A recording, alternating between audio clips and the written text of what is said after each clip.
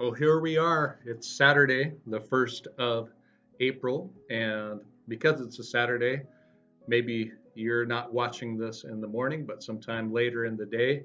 And today's devotional is called Astonished and Afraid. I hope that whatever April Fool's jokes may have been placed upon you or played on you was not something that caused you to be astonished or afraid, but that you are enjoying your Saturday.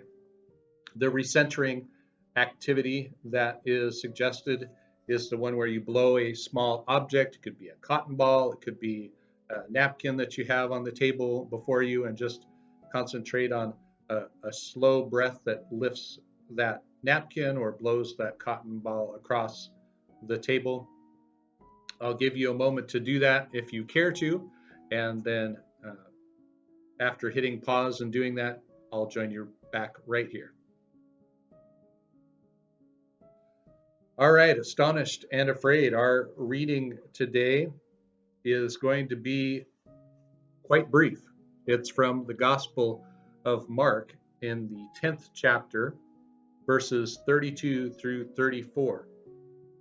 And we see a pivot here in the Gospel, but also in our narrative as we prepare for this coming Passion Week, where we walk through those events of the last week of Jesus's life.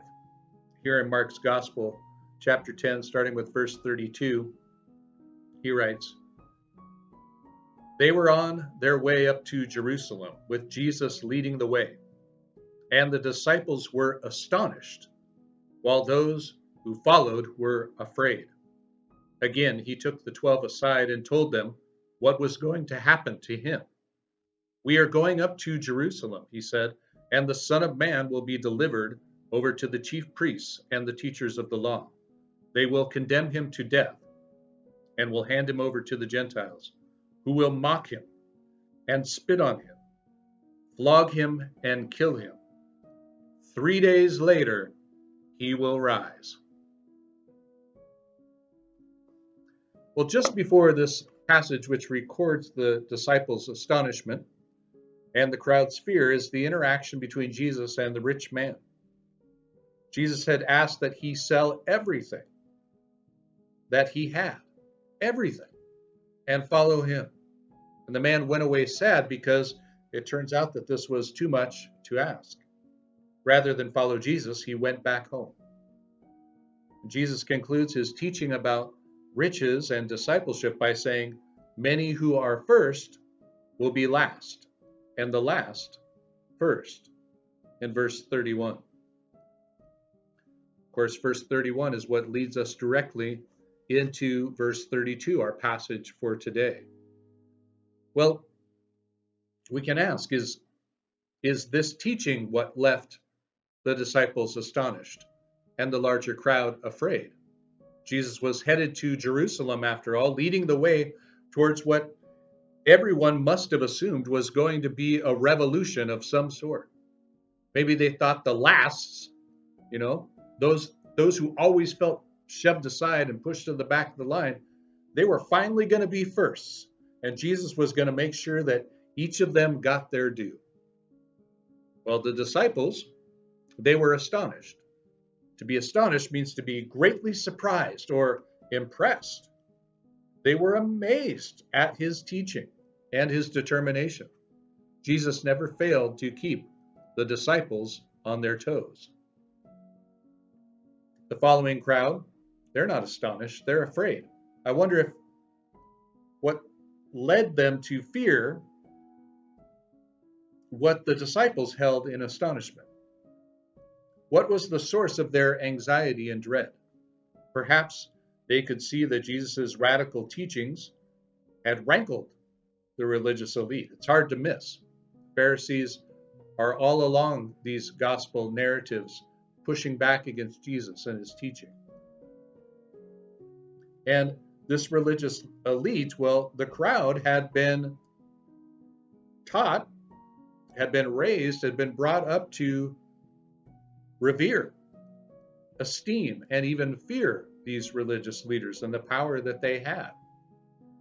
They loved Jesus, and they could see where this course of events of Jesus going up to Jerusalem would lead.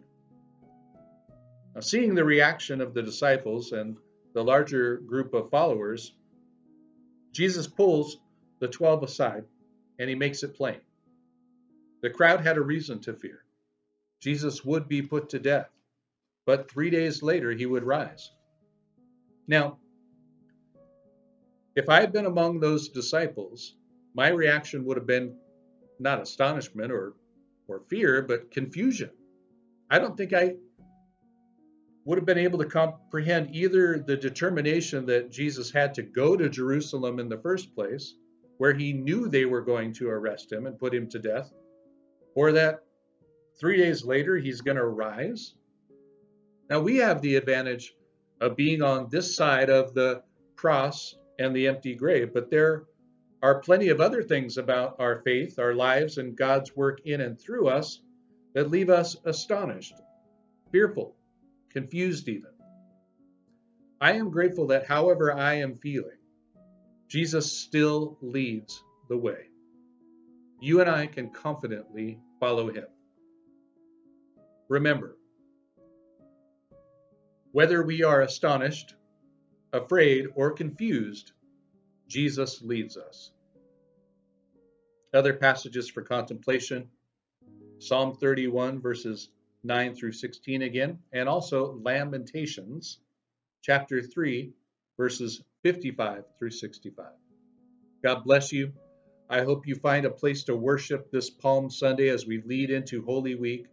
You're always welcome to join us at Desert Springs. We meet at 517 Jadwin Avenue at 12 noon.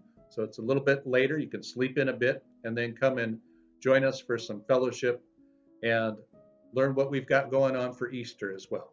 God bless you. Hope you have a wonderful time in worship tomorrow, even if it's not with us at Desert Springs. God bless you and see you again soon.